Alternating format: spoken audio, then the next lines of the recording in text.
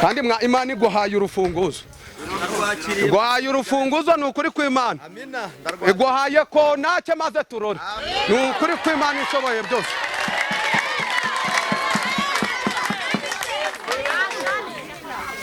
Imana iguhereje umutsima, mbonye Imana iguhereje umutsima, ndangije mbona umutaka udasanzwe. Imana irambwiye ngo aho abandi bamwariye nangwa bakuriyemo ibikoba, Imana niho iguhereye urukoba etini eda.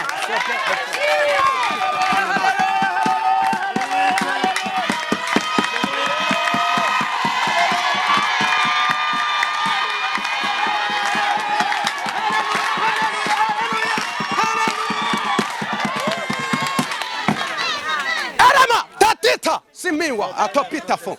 Imana irambwiye ngo ubundi Dawidi ntabwo yaraga gomba guhabwa agaciro atari yagera mu ishamba kugira ngo atorezwe aho Aminadabu n'abashamba batagize gute batari.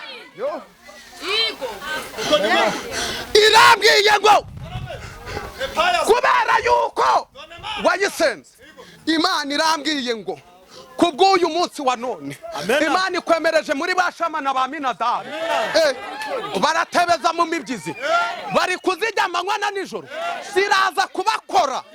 Imana irambwiye ngo ikoze igikomeye ku buzima bwawe, ndabivuga nigendere.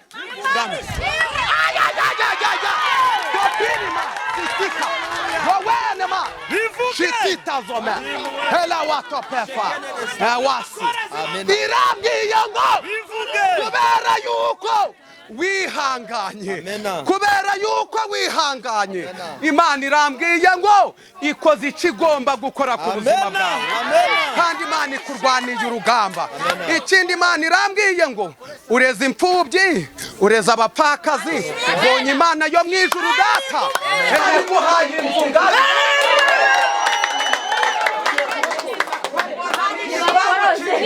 Mbona harimo n'amanegisi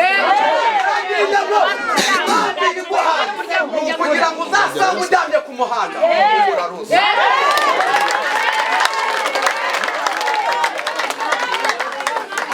Kandi irambwira ngo muri sitoke yawe ntihazabura ibyo kurya. Uzatwibuke kwa bamutunzi, tugirire neza. Uzatwibuke uri nduza, uri nduza.